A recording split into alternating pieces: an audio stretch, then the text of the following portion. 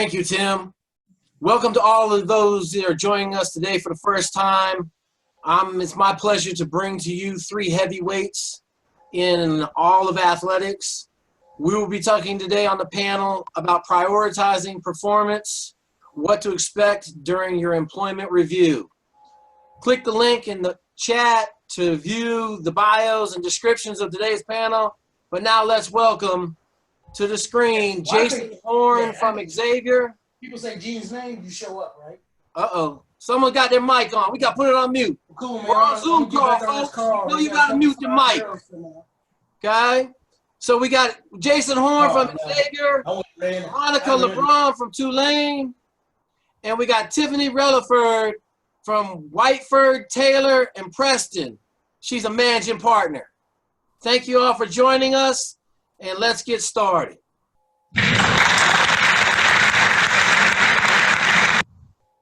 Thousands of claps. I love it. So our first question we'll lead off with, and I'll let Monica answer the first one. We're going to start with, how do you do your performance reviews, and what are some of the nuances that come into play when you're doing them? Yeah, thank you. Thank you, Moaa. Thanks, Jake, for having me today. So our performance reviews are actually done in February. That was pretty different from any other school I had been at. Usually they're either at the end of the year or the end of the fiscal year. So ours are submitted in February. And so usually at the start of the calendar year, we start to work on some of those and collect all the information. So each person, for example, each person that reports directly to me, there is a form that Tulane University uses that we have to stick to. I conduct the review in written form, and then I send it to the individual who I'm reviewing, allow them the opportunity to read over it, and then schedule an in-person meeting. So I meet with that individual and we can go through it together. But to be honest, it shouldn't be a surprise because if I'm doing things the right way, I'm in constant communication with the people that are reporting to me. So if there's any area that I feel they're falling short or that they're not meeting expectations, I shouldn't wait till February to tell them. I should be talking about that, you know, on our weekly meetings and quarterly check-ins, which aren't required, but to me, I'm just all about that constant communication. So it really should never come as a surprise when we sit down in February. Thank you. Jason, would you like to tackle that question also? Sure, thanks for having me today. For us here at Xavier, in the athletic department, we're in an AI school, so we're a smaller staff. When I do annual reviews, I actually have the person do a self-evaluation first. So it's a little different when it's a person's first time going through this process versus the folks that have been here for a while. But I have them do a self-evaluation. They tend to be a little harder on themselves than I'll be. And then we develop together goals for what they want to accomplish in the next year and what they want to, so short-term goals in the next year, long-term goals for them personally in their career. You know, if somebody wants to be involved with another area on campus, I work to make those things happen. So for me, my role is a little different because I also am Assistant Vice President of Student Affairs. So I'm able to put some people in some spaces to get experience that they want. I like to have people learn different areas so that they can adjust what they do in their areas. So for me, like, I don't sit behind a desk when I do annual reviews. I have a table in my office. And I sit at the table with folks because I want it to be more conversational rather than me pointing the finger saying, you need to do this, you need to do that. When it comes to coaches, I have a little bit, I have more checkpoints for them. And they know it at the beginning of the year. And then we do the evaluation based off of that.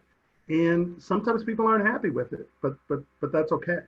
You know, they learn and they move forward with it. And it's good to see Monica, even though she's across the city from me. So that is right. We got two Louisiana folks in on this one. Tiffany represents the other side of the house for the most part. She deals with the employers. So we're going to ask her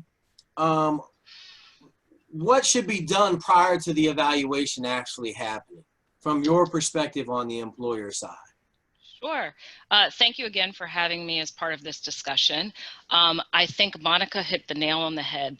The one thing that I always look at from the employer perspective is that nothing should come as a surprise at the performance review. The employee should have been apprised of whatever the deficiencies were, as well as what they did good up to that review. It shouldn't be the first time that they're hearing about an area that needs improvement when they sit down at the table to discuss the review with the employer. And part of the reason for that is, one, we want to make sure that we are instilling confidence in our employees and making sure that they know that they're appreciated and that it's an investment for any organization. You spend time and money training up someone, and the last thing you want them to do is leave because they feel like there's been a lack of communication or something else. So you want to make sure that you are communicating throughout the process any deficiencies, anything that they've done well, so that when they get to the table, none of that comes as a surprise. Thank you, Tiffany. Monica, how do you handle an employee that totally disagrees? Or let's put it this way. How do you feel about an employee that totally disagrees with your evaluation? Yeah, I think it's really important to remain calm and allow them that space to disagree. And again, because I follow the form that Tulane University provides, there is an opportunity for the employee to essentially rebuttal, and they have a comment box as well. So I'll put comments in areas that we need improvement, areas we need to work on. But then the employee has an opportunity before I completely submit it. They have an opportunity to review it and add their own comments. And I don't feel that there then needs to be a comment on top of the comment on top of the comment. So, you know, at that point it ends, but at least it's documented. So they feel that they were represented accurately, and it's okay to disagree. At the end, there's still responsibilities that they have to live up to and abide by, and expectations that have to be met. And we'll continue to work on those. And this is deeper into the HR process, but if it gets to a point where we're still not seeing eye to eye, then you go into your 90-day plan, and that might be a different panel, or we can talk about that too. But they do have an opportunity to share their comments, and only then will we both sign it and I submit it for the university. Thank you, Tiffany. Now, I talked to all three of you prior to this panel, and it was very interesting to me. All three of you led with candor, right? Honesty and being candid in these conversations. Let's just go around the table. We'll start with Jason. Talk to me about how that candor and candidness manifests itself in the meeting. Kind of what are some of the things that you have to do as an employee to sit there and be in receive mode when someone's giving you stuff that you don't necessarily want to hear? You know, for me, like I said, I don't sit behind a desk. I think there's some value in speaking as peers in some instances. I think, you know, like being here at Xavier, there's some folks on campus that are shocked that student athletes call me by my first name, and I'm fine. Everyone knows what chair I sit in. I'm fine with that. If you know, some people call me Mr. Jason, Mr. Horn.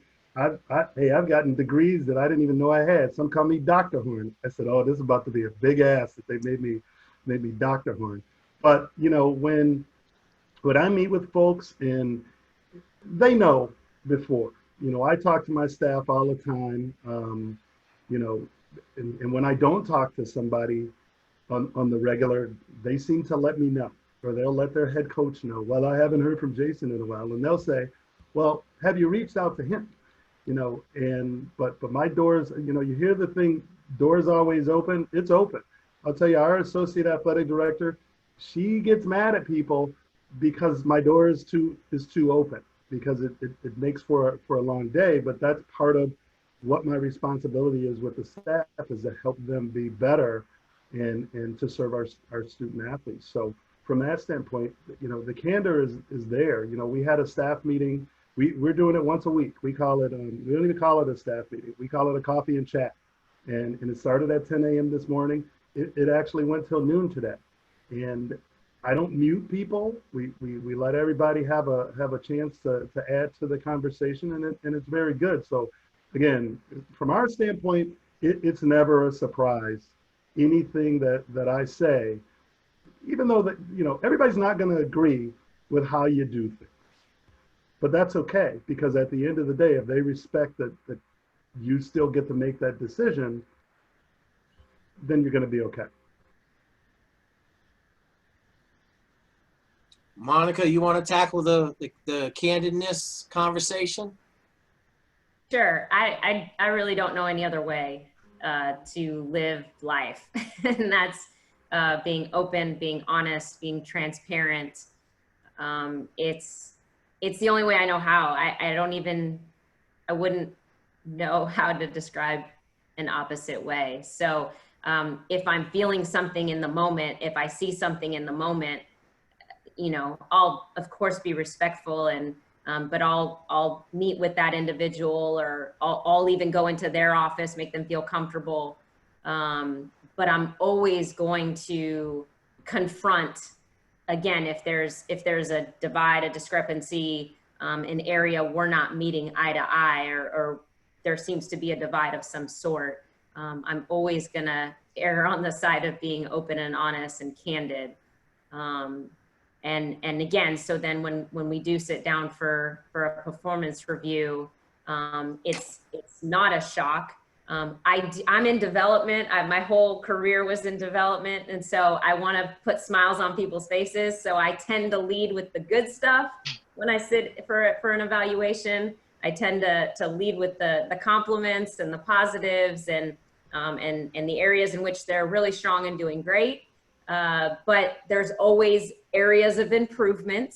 And I think that's a good way of putting it. They're not failing. They're not letting me down.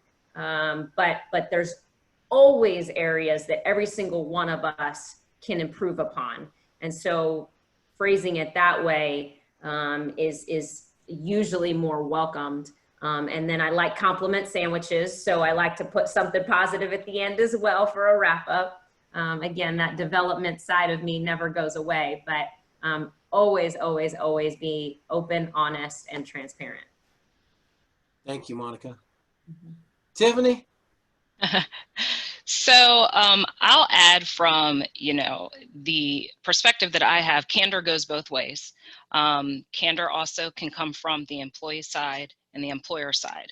So I agree with everything that was already said by my co-presenters. The only thing that I would add is sometimes you may have sensitive situations where there is already some sort of discourse or rift between the employee and the person that is supposed to be doing their evaluation.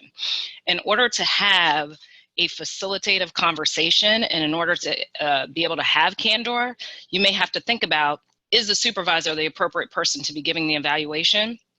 Or should the supervisor be in the room? Should somebody else come in who can get both sides of the coin, explain to the employee what the issues are, but also hear from the employee's perspective, what they see to be as the problem, but allow the employee to be frank and honest without having that supervisor present in the room?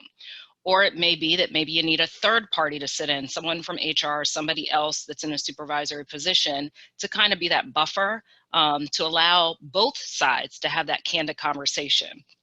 So that's just something I would add, but I think that's really for situations when you know there is some difficulty and the conversation is not only going to be difficult, but there may be some emotions on both sides of the table that you need to consider bringing in somebody else or finding the most appropriate person to actually conduct the evaluation.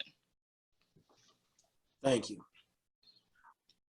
It seems like we've kind of got on the negative of the performance review stuff, so let's just address that and kind of talk about it a little bit and see what we can get out of a performance review where all three, or the two of Jason and Monica, where you have to go in and you have to raise somebody's level over the next year. Kind of talk to me about how that's laid out, some of the steps that you take. I know we've all said that we all manage future expectations and we have a plan. But, you know, those meetings are kind of focal points, kind kind of for performance reviews for the future, how do you guys kind of lay out that roadmap? Do you have a blueprint that you use to get performance improvement other than the 90-day plan like you talked about, Monica, other than the formal HR stuff that's happening every, you know, if you got an employee that's a real problem, you're going to the 90-day plan in HR. What kind of stuff did you guys do from a holistic approach? And I know we've all talked about it a little bit, but we got somebody in our office right now. They're not doing the job we want them to do. We have to improve their performance or we're going to have to make a change. How do you guys handle that? Monica, go first. Yeah, well, you know, for us, there's a number system. So, you know, and I'm drawing a blank. I think it's 1 through 6. So there's clear demarcation when you're falling short. And again, I want to be positive all the time and I want to put smiles on people's faces, but I still also have a job to do. So, you know, I won't be afraid if you are falling short in an area to pick the number that corresponds with that and then walk you through what I would like to see over the next 3, 6, 9, 12 months. And then ask them, you know, does this make sense? Do you understand? Or do you need me to help you with a plan? You know, at the end of the day, I'm also a mentor. I'm supposed to nurture them through this and help them learn and grow and get better. And if I'm going to be a leader and a manager, it is also my responsibility to be there to help them get there.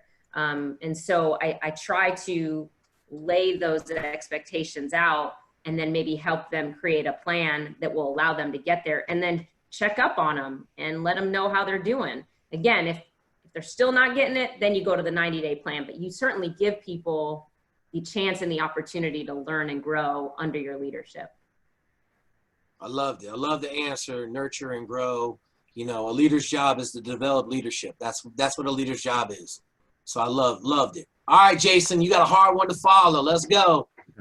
Well, for me, in my 20+ years of supervising folks in this industry, you deal with a lot of type A personalities, and you know, I've had situations where a staffer didn't want to improve.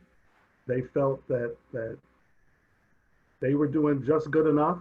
You know, walk them through it, talk them, you know, with some of the things that we needed to see. I've had both instances. I've had instances where I've had to dismiss somebody, and I've had instances where the person just decided they wanted to move on. I prefer the second. I hate to put people out on the street that you know, that anyone goes without a period of time with a job. I've even had situations where I told the person we're going to make a change. They understood, but I also said, you know, like, if you're going to NACDA, interview, like, that's what you need to do, and give them the opportunity to in many ways leave on their own. But in terms of you know, folks that need to improve or make an adjustment, you know, I've had situations where, so at Xavier, on paper, everyone reports to me. So even if it's an assistant coach with HR, they have me listed as that person's supervisor. So I do get head coaches and interim supervisors involved. I rely on information from other people to make sure that I'm seeing it from the angle that I should be seeing it from. If I'm being too harsh on someone, if I'm being too soft on someone, I rely on others in my administration to tell me their opinion. They still know I'm going to do what I'm going to do, but I do value you know, the rest of my leadership as we make decisions. We're trying to help people improve. And some people just say, hey, this is as good as it's going to get. And we make the decision that, hey, this probably isn't the opportunity for you. You know, since I've been here, and this is year 7, I think I've hired everybody but 3 people. And I didn't terminate anybody. Some people just decided they got better opportunities. Some people work to improve to use this as leverage to get that next opportunity for them. But again, like I said before, my goal is to put people in positions to be successful so that we can service the university community and the students at large. You know, I had one time a staffer, you know, there are just some positions that are supposed to fade into the background. That's just what they do. It's like IT on your campus. You never think about them until the Wi-Fi doesn't work.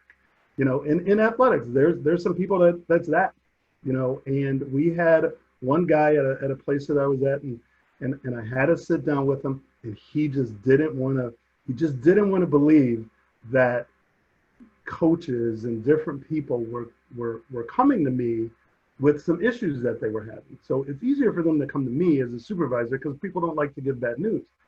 And, you know, we developed a performance improvement plan for him. He wasn't buying it. He wound up moving on, you know. So, but then I've had people, they listen, they adjust. They may say that there was something personal going on in their life. They didn't realize that it was oozing into their job. They backed out of it, and everything moves on. One of the things that I coin myself as a supervisor is I have a short memory. I can choose somebody out in the morning and invite them to lunch. I mean, that's just me. And in this business, you can't hold grudges. You got to help people move forward. You got to move forward when something goes wrong.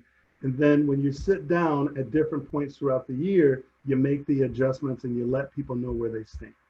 And I think letting people know where they stand is a big piece. So changing gears a little bit, another part of performance review time is the ask, right? For a raise, for a new title. And I know we've all talked about we don't want surprises. I'm gonna let Tiffany lead off with this one. Kind of what are some things you need to do as an employee going into a meeting with your employer about an ask? Sure. So I have gotten this question, although typically I'm on the employer side. I have had employees come and ask me for my perspective on, hey, I feel like I'm underpaid, or I feel like I deserve a raise this year. What should I do? One of the things I would tell employees is that you should have done your research. Know where you should be, or if you're asking for a raise, what percentage, what type of raise are you asking for? And then what is your justification to support that? And so some employees keep what they call accomplishment lists, or task lists that show the highlights of what they've done up until the next performance review period. You know, what are the things that I have excelled at, or the recognitions that I got, the changes that I implemented that have benefited everyone in the university? What have I done to take me make me stand out from everyone else so that I am deserving of recognition in some way, whether it be a raise or something else. So many, not a lot of employees use this, you'll be surprised, but the ones who do are pretty successful because it is documented. Here are the things, and I think as Jason pointed out, supervisors have a lot on their plate. They are pulled in many different directions all throughout the year, the day, at any point in time.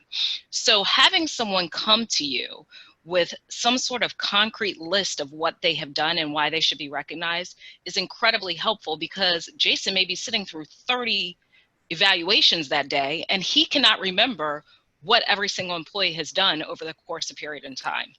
So I think that not only reflects positively on the employee, but it also shows that they have done some effort and they brought some skin to the game. They know what is at stake here.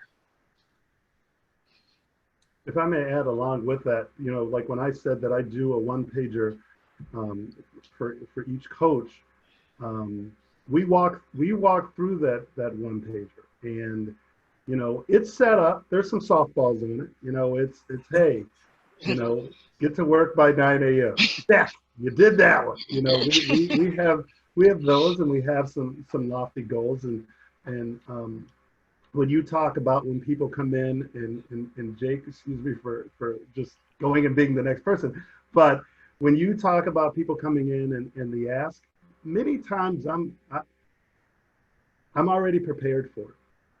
Sometimes I've given people an increase or a bonus, and they weren't expecting it.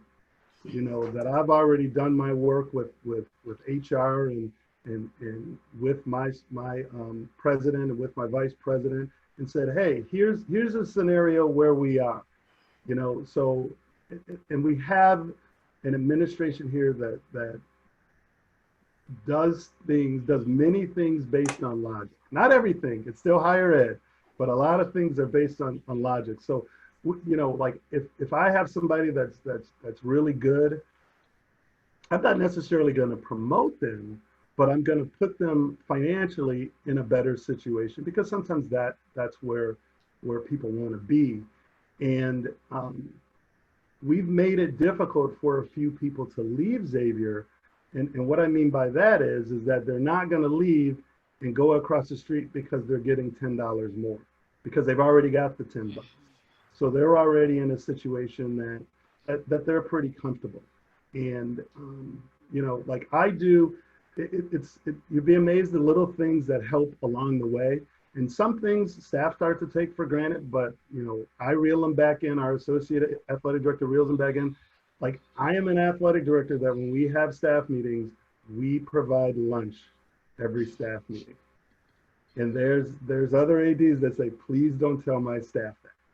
And, you know, it's the little things that people realize here. And sometimes I get people who leave and move on to other places, and they think back on it and they have that aha moment, and they say, wow, this was actually something that was really great that you did for the greater good of the department, and keeping people excited. And so when I do year-end evaluations, again, there's very few surprises, very few. Have I had employees walk into the annual review and resign? I've had that happen, but it's typically because they want to pursue something else.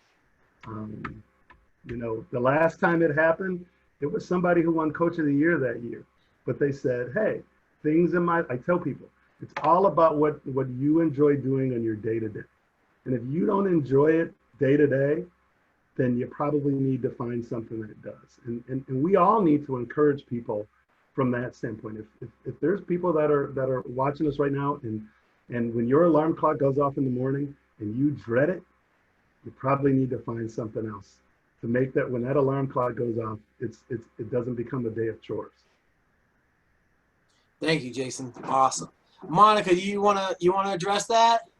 Sure. And I am probably the wrong person to ask, but I don't know. I learned early on in my career that negotiate on the front end, negotiate as you're offered the job, and get as much as you can get.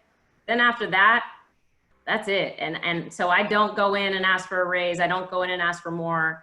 I have my head down and I'm doing my job. And so then when people ask me, I kind of look at them with the side eye, like, really? It's just not how I operate. At the end of the day, I didn't get in college athletics for the titles or the money. I love what I do. And again, I try to negotiate as much as I possibly can on that front end, but once I agree to it, that's it. And if someone wants to reward me, and that has happened, that was the best day of my life because I wasn't expecting it and I never asked for it. But I'm certainly not going to go in and ask. And so I probably don't welcome it as much as I should when people ask me. I'll make sure to tell Troy that. Okay, so I'm going to throw a little curveball off of that question. In today's COVID-19 environment, everybody's cutting budgets. And so I'm going to start with Tiffany, and then let's just go around the horn real quick for this last question. What are some creative ways that you can help people advance without giving them money? And I say that because, you know, a title goes a long ways. There's a bunch of different things that you can do. Jason touched on a couple of them already. But let's just, you know, let's give Moaa a couple, 3 or 4 ideas a person on some creative things that you could ask for or want or give for a person that's in that power to help somebody advance their career without giving them more money. That's it. Monica, you're on mute. Monica, you're on mute. Can we unmute Monica? All right, Tiffany, you go ahead. Okay, I was going to say that's a great question. You know, one of the things I would start with is if it's a person who is looking for some sort of advancement, and you know where there are areas where there are shortages because of the cut, because of having to lay off other staff, furlough other staff due to COVID-19, and those are areas in which they may have some extra expertise or some asset that nobody's aware of, encourage them to provide support in those areas. Encourage them to reach out and talk to other people. That is a great way for somebody to get recognized by others that may not have ever known that they had these skills and abilities before, letting them branch out. Obviously, they still have to do the work that they were originally assigned, but giving them an opportunity to somewhat shine and rise to the occasion in a time of need is certainly important. Monica, we got you back now. You ready? But I'll need you to repeat the question. I muted you because someone was knocking at the door, so I had to exit that part. So. It's all good. You got lunch delivered. Okay. So the question is, in today's COVID world, with budgets decreasing, furloughs happening, money may not be an option to give somebody. So throw out a couple ideas creatively to help advance somebody's career, like a title, or just, I don't have the answer. That's why you guys are on the panel. I'm just the guy asking the question. So. Yeah, just responsibilities, additional responsibilities, additional, I would say professional development opportunities, whether it's connecting with people, connecting them with people in the industry you might know. Again, Zoom has changed our life forever. So even utilizing Zoom to allow them to have professional development opportunities that don't even require them to leave their office. But again, learning from other people in the industry, more responsibility, and then throw in some gear. Everyone likes gear. Okay, I like it. A little swag bag. All right, Jason, I see you chomping at the bit. Let's go. I see you over there waiting. Let's go. I'm going to take the baton that Monica just passed. My staff loves gear. They love it. Kim Gallo, who's on here, she'll tell you they love it. I give bonus opportunities with some of the additional stuff as part of our Adidas deal that they can use to buy their family different things. You know, as many places, you know, people on campus think that athletics has, you know, this printing press of cash. We don't, but I just try to be resourceful in the different things that I can do. You know, professional development is key. Before I got here, you know, our sports information director, I believe he had been here. He had never been to COSIDA. And when I got here, and Ed, forgive me for telling stories if you are on here. You know, he was on the BlackBerry when I got here like 7 years ago. He was like, Ed, you gotta update your technology. And he did, and he's been great, and he's won awards for different things. We revamped our website, and he's been great. You know, the conference has asked him to do some different things. Campus has asked him to do some different things, and he's, you know, it's putting people in spaces that they want to be and pushing them to be successful. You know, our associate athletic director, Kim Gallo, when I hired her, she wasn't looking for a job. I met her at an alumni event for another school that I used to work at, and I got to know her from that. And then we had a job open, and she still kicks me today for making her move to New Orleans. But you know, it's like I said, I go back to the candor thing. People know where they stand with me, or I'd like to think that they know where they stand with me, and it's just.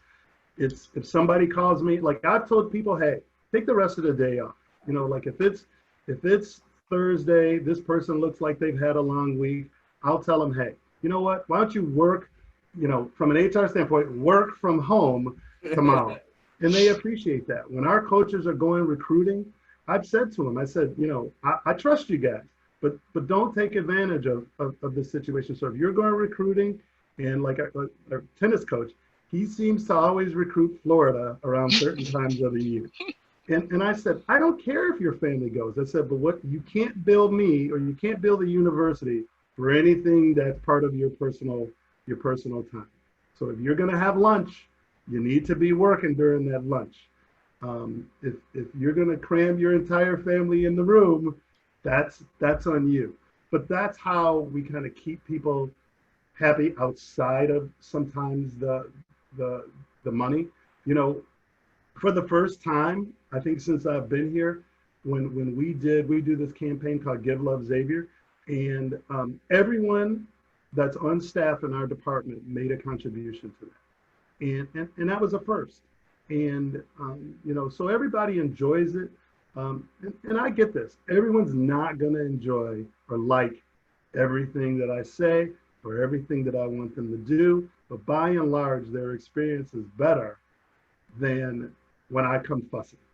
And it's good. I mean, Kiki Baker Barnes is on here. I fuss at the conference thing, but everybody at the end of the day knows that I've got their best interests at heart. And I think when your staff knows that, you know, it goes a long way. Thank you. Well, that concludes all of our formal questions. So we're got a couple questions in the chat. If you guys have questions, feel free to put them in the chat. Hopefully they don't go too fast and I miss them. But the first one is, are you going to ask them or am I? You told me. I got the first one. Okay, the first question is, I'm at a management level career. This is from Mrs. Gates. I'm at a management level in my career and my university doesn't have evaluations. What advice do you have about asking your supervisor for an evaluation? At a university?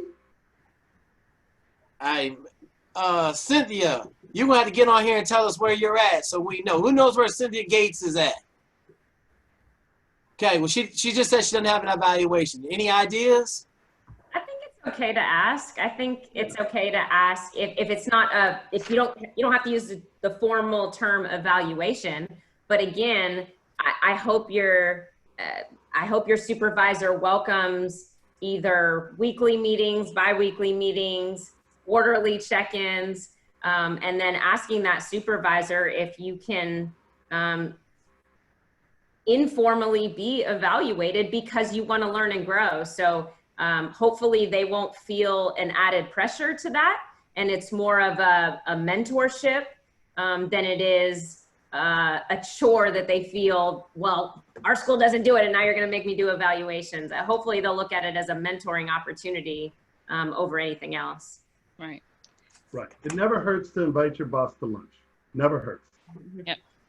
Yeah, this is Tiffany. I would just add, an evaluation doesn't have to be a formal document in a formal time period. I mean, many of us get evaluations all day, every day. It's just not in the typical format that we're used to seeing it. So a lunch meeting, setting up a one-on-one, check-ins, all of that can still be considered an evaluation, even though it may not fit the typical prototype that we're used to seeing, which is, you know, 6 month or an annual review. It's still evaluations. The key thing is to make sure that if you have questions or concerns, you bring them to your supervisor's attention so that you can get the guidance you need versus kind of swimming in the deep end and trying to figure it out, only to be possibly penalized for it later. You want to be the one that is in control of your destiny. So you go ask your supervisor, you go seek that advice, criticism, or input. Looks Okay, like she's at Akron. At I Akron. spent some time in the Ohio system. We did reviews. I don't know what's going on at Akron, but it's just have a conversation. Walk down the hall. You know, it's many of our staff. They know that they're, you know, they can tell, but they'll come to me and ask me. You know, like during this, I get text messages from our staff, and I make them get on the phone. You know, some of what you also, when you want to get a review, we're in this day and age of everything via email, via text. You know, like I'll tell a staff member who seemingly, they may not be, you know, if it's a coach and they're not winning and they decide that they're going to stick to just text conversations with me, I can pick up on that. I pick up the phone and I call them. And I say, hey, don't send me a text with 4 questions in it. Just call me. And you know, and many times they laugh about it and they say, yeah, I just didn't want you to fuss. I said, look, I'm a fuss regardless of if you call me or if you text me, but it's you got to reach out and as the session before, it was get out of your comfort zone. Yep. And that's one way to get out of your comfort zone. Approach your supervisor, approach maybe somebody who's not your supervisor, but your supervisor's peer, just to see if you're reading that person the right way. People appreciate that. Yeah. And just one small thing to add to that, I know we talked about a lunch. Also think outside the box. There are a lot of individuals that once they get into the workplace, they have to work through a lunch or they get inundated or a crisis arises. There's also breakfast. Just going for coffee in the morning or tea. You know, think outside the box that if this is a person that is typically really busy and tied up once they get in, think about other opportunities to be able to take them outside the workplace and have a way to address your issues. Right. When you said the tea thing, it reminded me. So I work with a bunch of comedians, like there are comedians all over my staff. So when my tennis coach comes in the morning and he brings me a coffee, I say, uh-oh, either what happened or what do you need? So he's figured out that I appreciate that. And he doesn't always get what he wants, but it helps, you know. So to answer that question, you just got to ask, you just got to step out of your comfort zone. Jake, you want me to ask the next question, or you got it? Okay. This question is from Alethea Bird. During the evaluation, being fully knowledgeable and possessing the skill set needed to advance the area in which you operate, making it more efficient, is it appropriate to ask for a title change in lieu of more compensation? I think you can always ask. You know, you can always ask. You know, some managers have the wherewithal to give title changes. Some managers will tell you that, you know, you may not know it, but they know that they have 3 other people that they have to probably give a different title before they give you a new title. So you can't. I think you can ask for it. You've got to accept that you've made the ask, but you can't be devastated if you can't get it, because sometimes you just don't know the circumstances of the global situation. I mean, Monica, what do you think in terms of that? Yeah, I go back to my days at the University of Florida. I worked in Gator Boosters. I call it my first big girl job from 04 to 08. And Florida's a place people stay forever. And I had aspirations of wanting to be an AD, but I was so happy there. I didn't want to go anywhere. But if I was going to stay an extended period of time, I wanted to show some form of growth when there was nowhere to grow. And so what I did was I was prepared, and I went to my supervisor with the proposed title change from assistant director to associate director. But then I also added responsibilities. And I made it clear that there was 0 compensation being asked for. I really just wanted to show growth in a small way. And then I showed ways that I could grow. He not only granted it to me, but he did grant it to my equal within the office. So she won too. But that didn't matter to me. I was excited and I was proud of myself for going with a plan, sticking to it, and being rewarded with that. So I certainly think it's okay when no money's involved, for sure. Good advice. And let's see if we can sneak in 2 more questions. One is from Dr. Eric Hart. I supervise a sport at my institution and was the hiring manager for the head coach. We conducted a 3-month evaluation and a 6-month evaluation. Then COVID-19 hit and the season was canceled. How would you conduct an evaluation if the season was disrupted by the pandemic? He's looking for advice. And to add some context, this person was hired summer 2019, so it would have been their first season in 2020.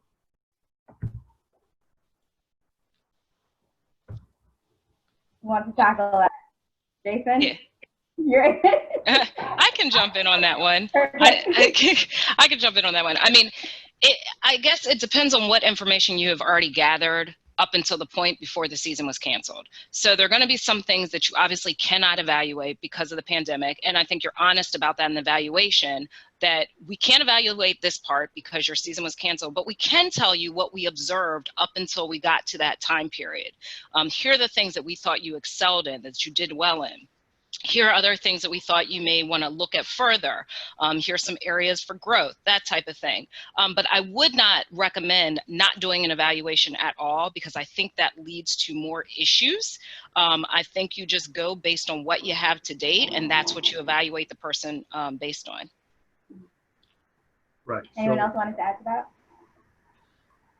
So, you know, here at Xavier, we do, and I joke about it all the time with every employee. They could be here 6 months. I still say, you know, we got to do a 90-day review. You know, so what I've done, so we've added baseball and softball, and they weren't going to have a season this year, but we hired coaches in January and February, and then we closed down in March.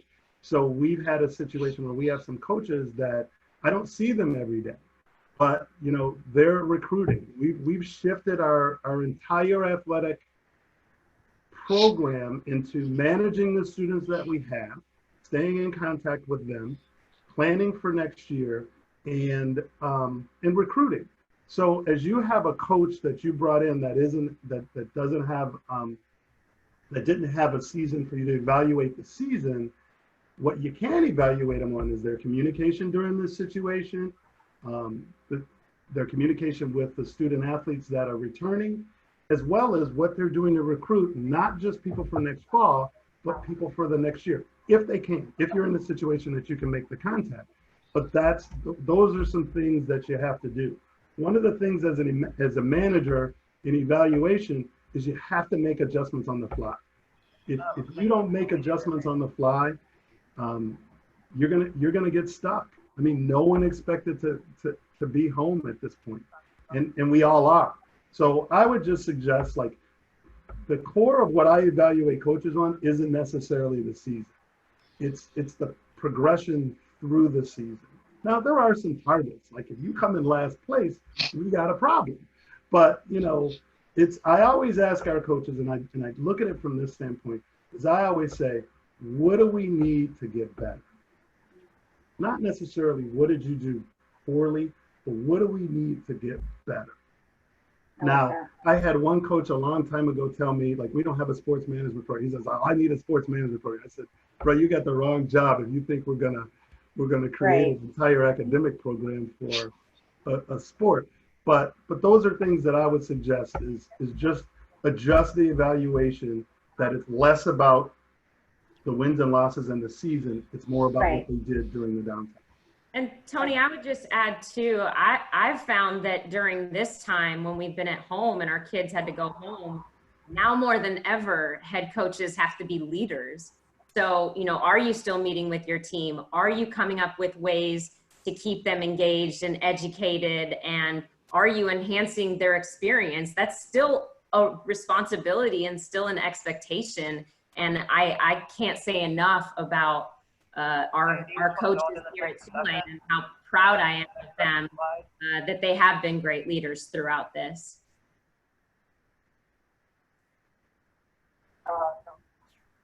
Okay, I think we have time for one more question, if you can answer quickly. This question is from Tarian Houston.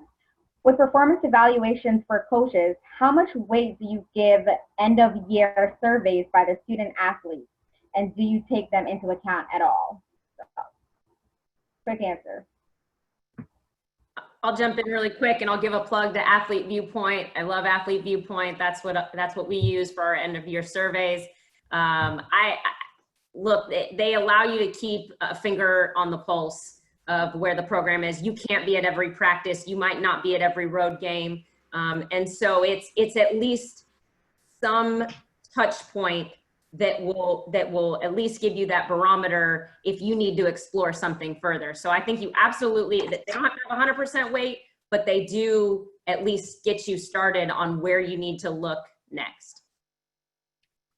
Yeah, I agree. We used to do student athlete surveys, but in some transition of some staff, that's one of those things that we didn't do this year and we didn't do last year. We're going to get back to it. And I use it as to give me, like Monica said, to just give you some insight. You know, you don't take everything that's in the team evaluations as gospel, because there's going to be some things that may come back and they're going to be harsh on the coach. But it was harsh because, you know what? I didn't get in the games. I didn't get as many minutes as I wanted. So you can't take it all at face value. But when you see some trends, you're able to address those with coaches. You know, because, you know, at the end of the day, we want to make sure that our student athletes are heard. And student athletes are I shouldn't say always, but student athletes are always going to say, if they don't get their way, then you didn't listen to me. And it's not necessarily, it's I listened to you, I took it into account, but I still decided to make this decision. So I think the evaluations of coaches and coaching staffs and seasons with student athletes, I think there's value to it, but I, you know, part of why we're supervisors is to manage and monitor what our folks are doing. So that we'll end it there. I'm back. Thank you all. I would like to send a huge shout out to Monica, Jason, and Tiffany for being on this awesome panel, making us all a little bit more prepared for our evaluations and our advancement. This concludes our session, and we're going to let the music play. Hopefully we got some Snoop Dogg, and we'll be on to the next one.